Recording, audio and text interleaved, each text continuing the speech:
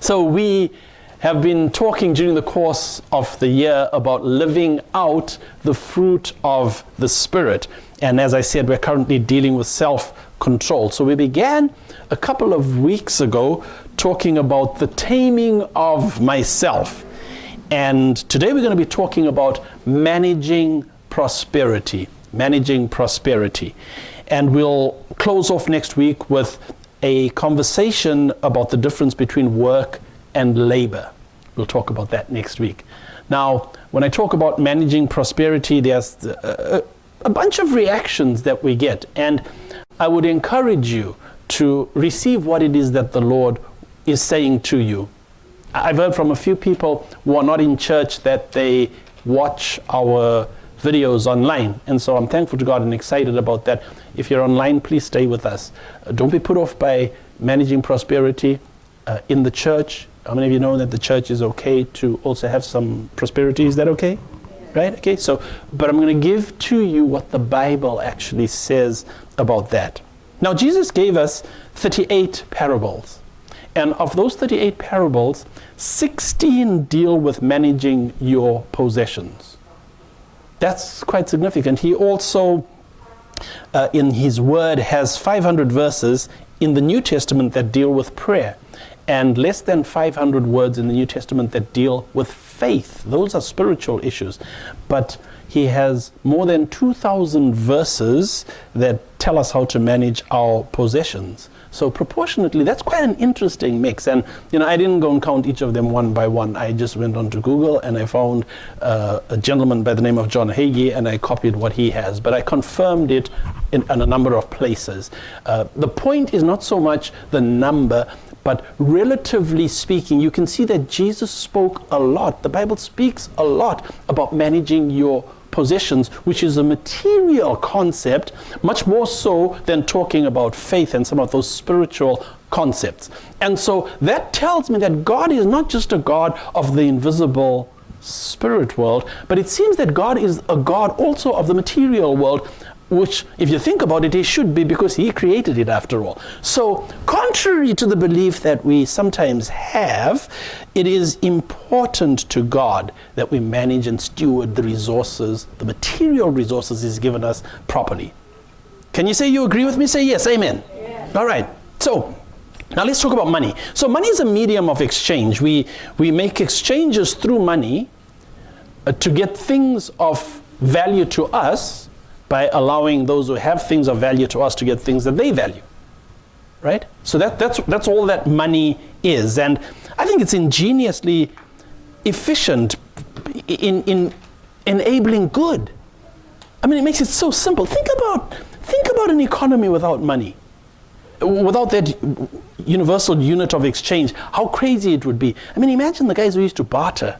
Now, they managed well, and some folks still do that in the world today, but it's so much more efficient. But only to the extent that the value is placed on the good things that we value rather than on the money. I'm going to take it a little bit slow here. The money in and of itself really isn't of value to us. It's what we get through the exchange of money that's of value to us. Now, the devil stole Adam's money, and he's stealing yours right now. That's why he's managed to make it taboo for us to talk about righteously managing money in church. He's managed to create all sorts of confusion around that. Why would he do that? So that he can prevent you from having the dominion on the earth that God created for you to have. That's why he says, no, you're not allowed to talk about money in church. Right? So you've got to understand that there's a confusion going on here, and it's okay. I'm all right for everybody who wants to be confused. That's all right. That's the human condition, not me. I'm taking everything that God has for me. Somebody say, me too. Me too. So, and say it with a little bit of energy so that I can believe you. Say, me too. Me too. All right, me too. All right. We're going to create a movement here. So, let's unpack this parable then that we just read about this wealth that a rich man entrusted to his servants. And I want to make the biblical case from this, that prosperity comes from earning, consuming, and investing well. Earning, consuming, and investing well. So this is going to be economics minus 0.1. Okay, because you'll get 101 when you go to school. All right? So minus 0.1, but I think there's a little bit of a gem that we can share with you today. So number one, it is important to earn money.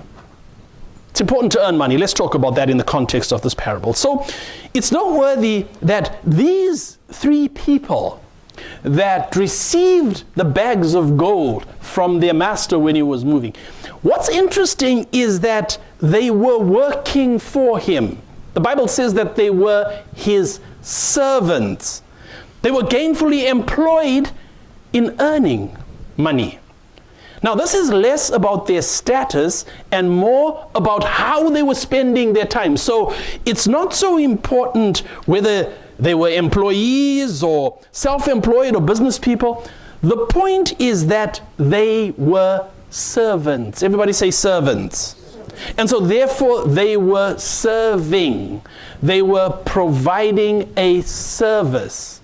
And really the definition of a service is that you're giving something that is of value to somebody else. That's what they were doing. So they were involved in creating this value and they were earning money. Now the man comes to the three of them and he gives them bags of gold because he's going away.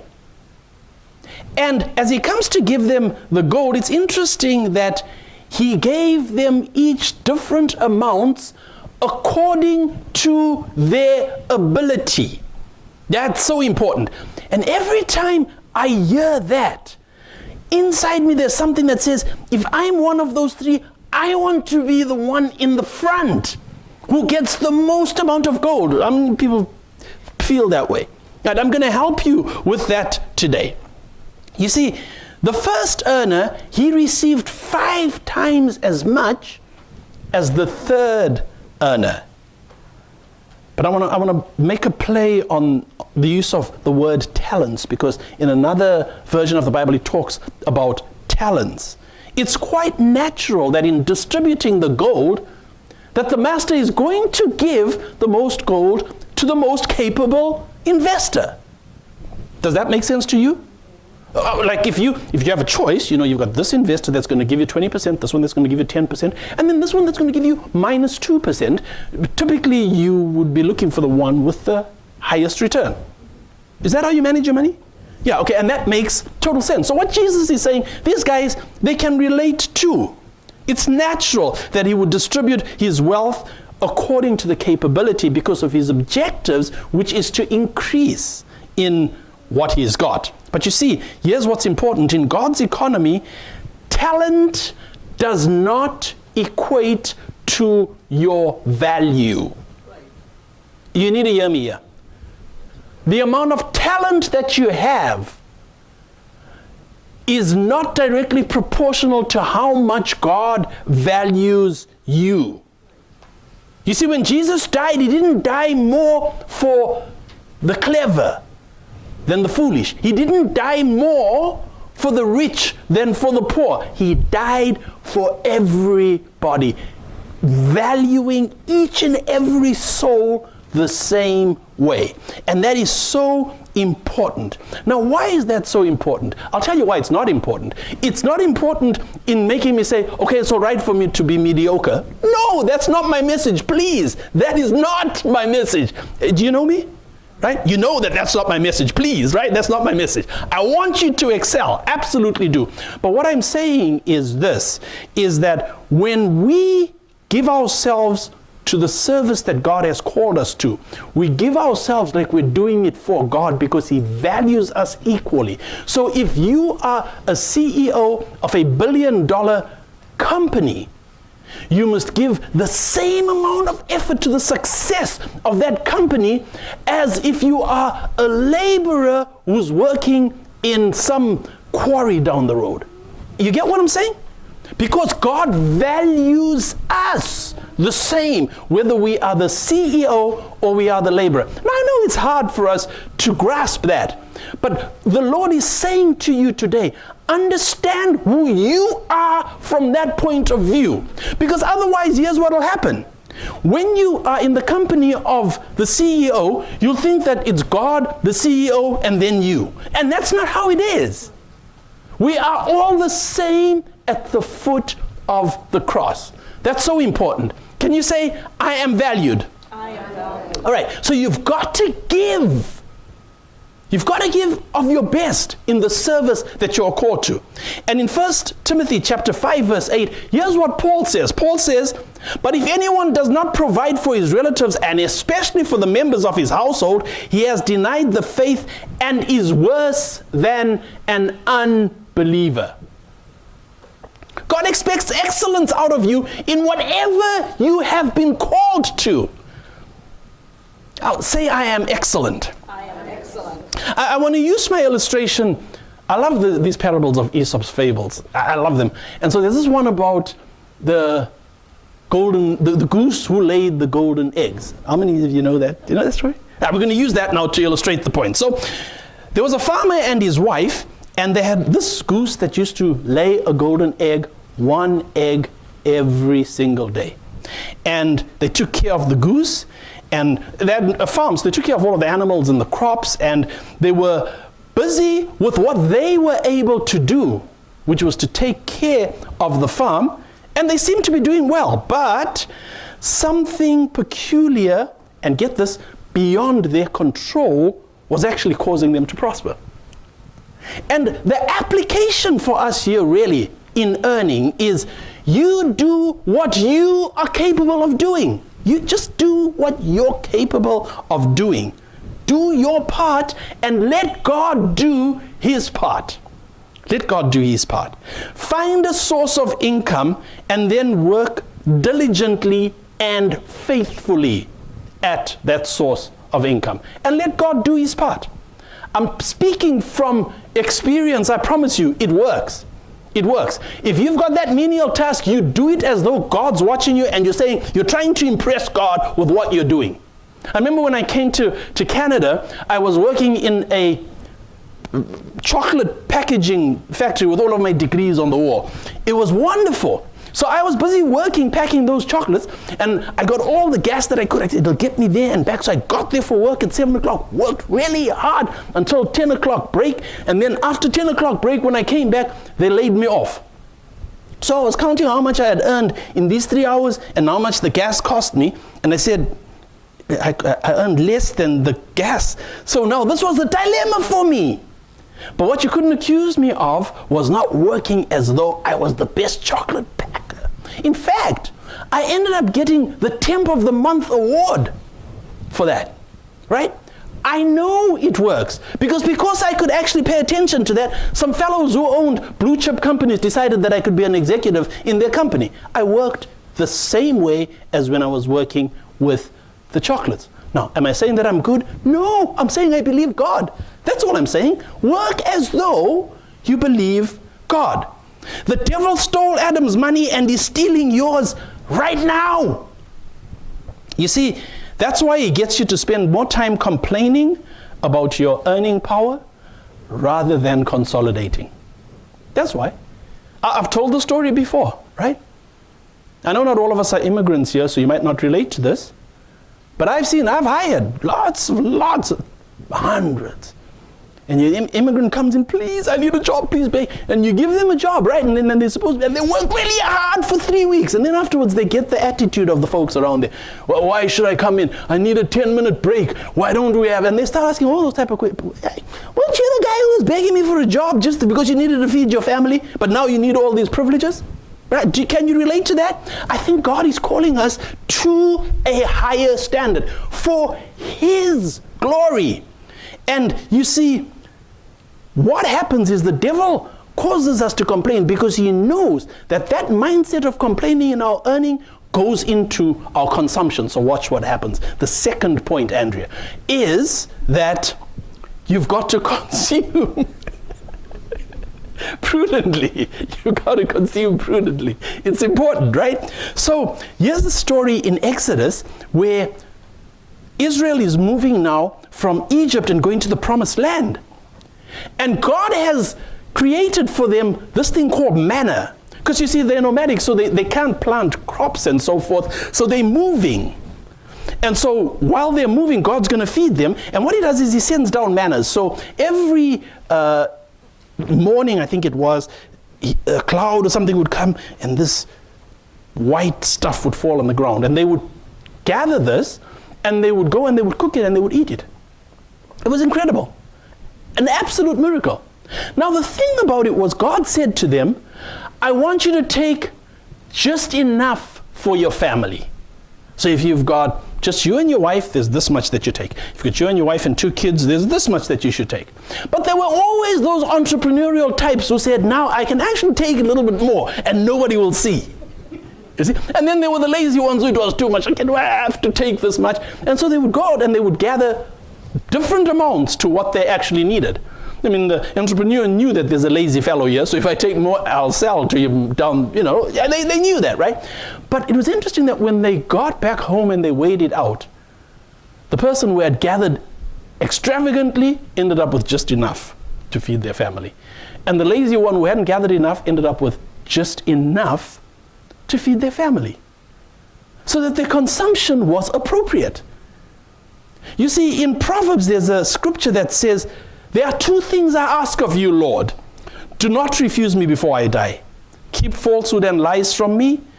Give me neither poverty nor riches. Otherwise, I may have too much and disown you and say, who is the Lord? Have you met those? Yeah. Or, if I become poor, I might steal and I'll dishonor the name of my God. You see, the first servant in that parable, it's interesting that his money worked for him. He didn't work for his money. And scripturally, it's important because listen, I know when we hear this, we say, no, but I can. You cannot serve both God and money. You can't do it. One of them has to be preeminent. So if you are serving money, if I'd love to be serving God, but I'd love to be with God, but I have to, and then the money is important. Know for yourself, this is not condemnation, it's not. Just know the facts. The facts are you're serving money, so you cannot serve God. The Bible says that you cannot serve God and money. But you see, the text is silent on the details of how that servant earned his money. And so, I'm going to use the scripture to kind of have creative license and create a scenario about how he would have earned those extra 5 bags of gold. You know, there's a scripture in the Bible that says you must not muzzle the ox while it's treading the corn. Now, I don't expect you to have all read all of that, but the principle I think you'll understand. What they would do in Israel is, as in other agricultural economies, they would take the ox and they would put the corn in the crib, and the ox would it would tread the corn and grind the corn, then they would preserve it and would keep them through the winter and so forth. But they had to have that power, like, the crushing of grapes to make wine type of power, to crush it. Now, these days we use machines, then they had oxen. But there were some interesting fellows who would actually tie the muzzle of the ox, and do you know why? Because they didn't want the ox to eat some of the corn while it's treading the corn, so that they can have all of the corn for themselves. The Bible said in the law, no, don't do that, because the ox gets the strength to be able to grind all your corn by eating some of it, and it will not be able to eat all of that corn that you got for it to grind. So don't muzzle the ox while it is treading the corn. And I think that this man who had those 5 bags of gold, I think he used some of that money for himself. I think he used some of that money to refresh himself, to take care of his family, to keep things going. He kept some of that. But here's the important thing. He didn't consume his seed. He didn't eat all the money that is supposed to be used for his future. I wish I could win $1 million. What would you do with it? I'd go on vacation, I'd buy the Lamborghini, all of this. I would eat all of the money. No, that's not what you're supposed to do. This guy, I believe, he had his consumption under control. Not like that miserly third servant. You see, that third servant, he buried his money. And if he buried the money, means he didn't have money, so he withdrew from living. And I want to say to you, take vacations. Enjoy yourself. Like God created you to be able to enjoy your life. You must. But do it with money that you have earned already.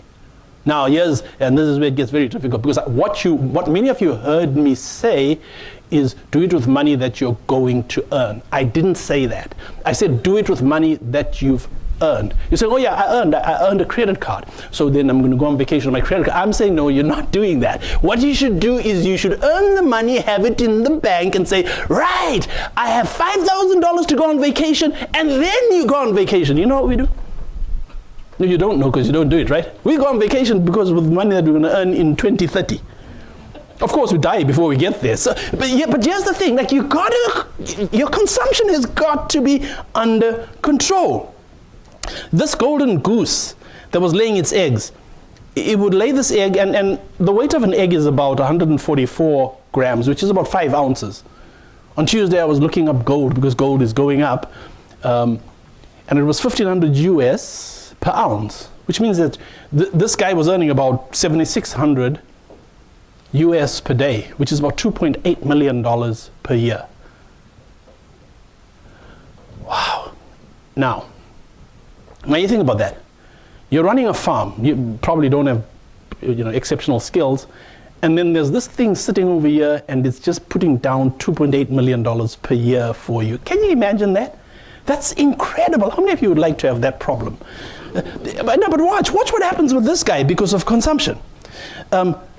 They lived on it for a period, but then their appetites outgrew their income. Now it wasn't good enough to have one Mercedes. They have to have a Mercedes that matches with the color of their suit. There's a guy who did that. Do you know Mike Tyson? He had a limo that was the same color as each suit color that he had. So if I go out with a black suit today, I got a black limo. Google is good. Look it up. You'll see it there. Right? Because appetites outgrow income. How can you outgrow $2.8 million a year? That sounds funny, doesn't it? But there's people who can. Actually, let me give you a secret. Some of them are looking at me right now. You absolutely can outgrow $2.8 million per year. Truth be told, I could too. The thing about it is our consumption patterns need to reflect self-control. We invest in our wellness first, but we mustn't consume our seed, because our seed is the hope for realizing our future dreams. That's why we don't eat our seed. And the thing is that we practice with the small stuff first. How many of you are like me? I'm going to do that when I got $5 million. But now while I got $5,000, I can't do it. Are you like me? No, you're not like me. I'm the only bad fellow. It works like this. Watch, I'm going to give to the church. When I got $5 million, I'm going to pay off the church. Okay, how much do you give now that you got $50,000? Well, I can't really give right now. Why do you think you're going to give when you got $5 million? You won't. You actually won't. Because God didn't arrange it, didn't organize it that way. The student who makes a few $1,000s from their scholarship, their internet business, and their part-time job should do this. When you get that money, the first thing you should do, here's the first thing. How many students here? Wave your hands. Wave your hands, students. Or even those who have a job this afternoon, wave your hand. Okay, good. Here's how you spend that money.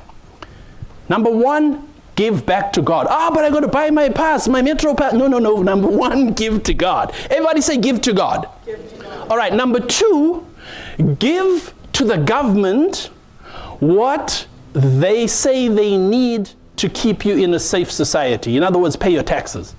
Now, how many of you agree with that? No, we shouldn't pay taxes. Well, the fortunate thing is that they help us with that. They take it from you whether you want it or not. So they help you with that. But Jesus did say, give to Caesar what belongs to Caesar, and to God what belongs to God.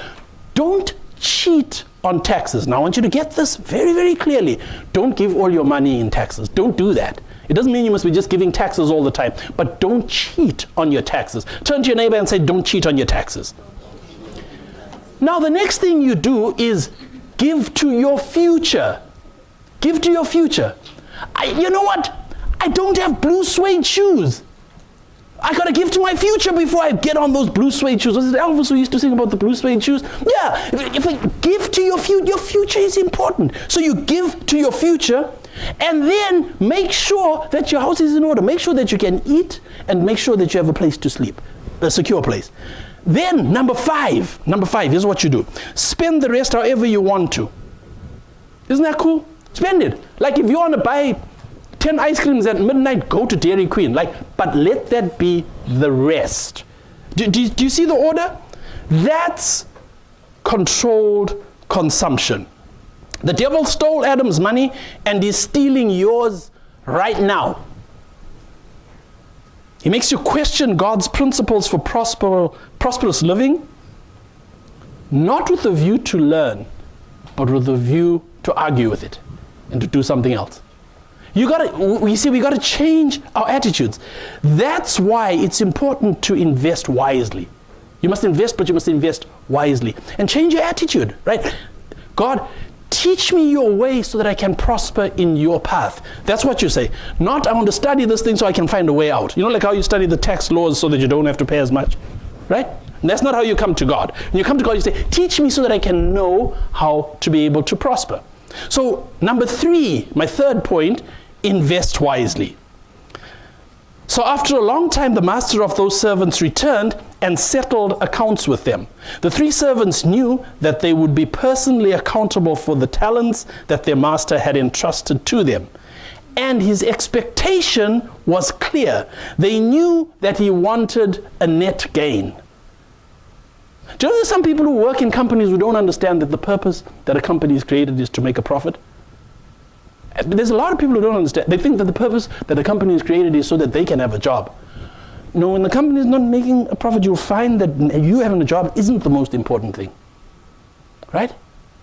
And so it's important that they understood that, and it meant 2 things. Number 1, they had to invest. They had to invest. He was giving them like 5 bags, 2 bags, 1 bag of gold. They had to invest. Because he wasn't planning on coming back and finding those same number of bags of gold with them. They had to invest. And so the first man put his 5 bags of gold to work, and he gained 5 more. So what percent is that? 100%. The second one went and he put his 2 bags to work. That's fewer, right? How many did he get back? 2 bags. What is that? 100%. So the same return, just different size. And then the third man didn't invest. He buried his gold. Now, the response that the master gave to the ones who got 100% was the same. He said to both of them, I'm going to read it here, you've been faithful with a few things, I will put you in charge of many things. Come and share your master's happiness. So what they were thinking in terms of is they were thinking in terms of this little bit of dollars that they had, these little few bags of gold. That's the scope that they were thinking about. When he rewarded them, he brought them in thinking about the scope of universes of energy. Because you see, if you can be trusted, now to hear me about this, if you don't hear anything else, brothers and sisters, get this. If you can be trusted with small things, then God will trust you with magnificent things. One of the main reasons that we are not doing magnificent things sometimes is because we can't be trusted with small things. No, but I can. Try me, you'll see. Okay, make your bed in the morning. You can look very important. That's nice. A lot of people, they don't make their bed. There's a guy who's making money now, a retired soldier, who actually gives a talk about if you want to be highly successful, start by making your bed when you jump out of it in the morning. Now, don't deceive yourselves and look like you never made your bed, because I'll tell people, oh, look, that one didn't make the bed. No, but the point is, you get my point, right? The small things. If you can't be trusted with the small things, no one is going to trust you with the larger things. And so here comes now this the third man, and here's his reasoning. He says, you were a hard man, I knew that, and you harvest where you have not sown and gathered where you have not scattered seed. So I was afraid, and I went out and I hid your gold in the ground. You see, here's the problem. That is small thinking. That's small thinking. But many people have that small thinking. So here's his logic. His logic is, now, you're going away on a trip. You won't be here to plant the seed. You won't be here to harvest the seed, and yet you're coming back and you want an increase. Where was the master going? The master was going to create an earth where you could plant seed and prosper, all of you. But the little small thinker says, because he's not planting this seed here, he shouldn't get the increase. Now, have you met small thinking people like that? You know, where you have a powerful person who God has given the skill to do some great organizational structures that can benefit so many people. And they're complaining because that person is not planting seeds in the garden. Do you get where I'm coming from? That's the thinking. He must be like me. If he's not planting like me, he shouldn't get the increase from here. Forgetting that he's provided the business, he's provided the vehicles, he's provided the finance, he's provided everything. No, they're worried about that he's not planting seed. That is small thinking. And so his master replied, you're a wicked and lazy servant. You should have at least gone to the bankers and given them the money. At least I could have gotten interest. Now here's the thing. We got to be smart here, because you know what? Maybe I'm not capable of doing what the guy with 5 bags of gold can do. Maybe I'm not capable of doing what the guy with 2 bags of gold can do. Maybe I'm not capable of what the guy with 1 bag of gold should do. But I know a guy who has the capability. And if everything else fails, God will not judge you for asking for help. To increase. Investing is so important. You got to do it wisely. The Bible says that the first 2 men, they went and invested at once. Now, some of you are waiting until you get $1 million before you know how to invest it. What, you're going to go to school after that? He invested at once because they knew what to do. They had prepared so that they could be entrusted with that amount of wealth. And so should we. And so they were wise, and their scope of practice allowed them to be able to earn. So the master rewarded them. Now watch what happened. This is so packed. I hope you're getting this. It'll bless you. Now comes the time where he says, you are unproductive, you chap with 1 bag. Take that bag. Now who should you give that bag to? Now most of us will say, well, give it to the guy with 4 bags. Right? And they actually said to him, when he said to them, no, take it and give it to the guy with 10 bags. No, but he's already got 10 bags. You should be a communist and you should share it amongst everybody. No, it won't work, because what will happen is the guy is operating with his 4 bags within his scope of capability. If you give him more, he's going to break. Do you get that? But the one who can handle it with the 10, give him the extra bag. Did you ever hear that saying, if you want something to be done, give it to somebody who's busy? Do you ever hear that saying? I've experienced it every single time. The person who's hanging around, they got nothing to do, give them something to do, they'll get it done by 2022. A guy who's really busy. Augustine, you told me the story the other day. A guy who's really busy, you say to him, please do this, he does it there and then, so he knows it's done. Right? And so you wonder, why is it that those who have so much are given more? Because they know what to do with it. So if you want to be given more, you know what to do. Do with what you've got the best that you can, and God will give you more. So here's the farmer now. The farmer and his wife, back to our story, decide they want to retire. Forget with delayed gratification. We don't worry about that. They want to retire. So they said to the goose, you need to lay more of those golden eggs. Well, the goose can't lay more golden eggs, so they figured out a good strategy. What they decided was, well, we're going to get at the mine immediately. So what they did is they killed the goose to open it up so they could take all of the golden eggs and then go and retire. Right? To their surprise, when they killed the goose and they opened it up, they found that its insides were the same like any other goose. They didn't find a mine, they didn't find gold, they didn't find anything, and they lost their source of income. Right? I hope there's a message that you're getting from that. You see, I think that if we really knew that we were consuming our seed, we would behave differently. If we really knew that that big pizza that I'm buying tonight at midnight is costing me my future, we would behave totally differently. Listen to me, you who have a mortgage. If you really knew that the setup that you've got with the bank is costing you 5 more, 10 more years in your life, you would go and change the arrangement with the bank Tuesday morning if you really knew that, but you don't. So you keep going as you're going, spending 10 more years of your life paying a mortgage that should have been gone a long time ago. Am I talking to somebody? Don't say yes or I'll know that I'm talking to you. Here's the point. The principle is, as I've said, give it to God, give the taxes, give yourself, take care of your basic needs, and then go and enjoy it. Spend it anywhere you like. Go make Kylie Jenner a billionaire if you want. Do anything you want with your money, but let it be the earned money that's the leftover that you use for doing all of that stuff. So you heard me talking about all of this that Jesus talks about concerning managing prosperity. And I hope that you learned something from it. Did you learn something from it? Now I want you to understand this, because this is now really the important thing. Jesus wasn't talking about money. Now, how many of you are surprised and say, where's this guy going with this? Remember, this was a parable.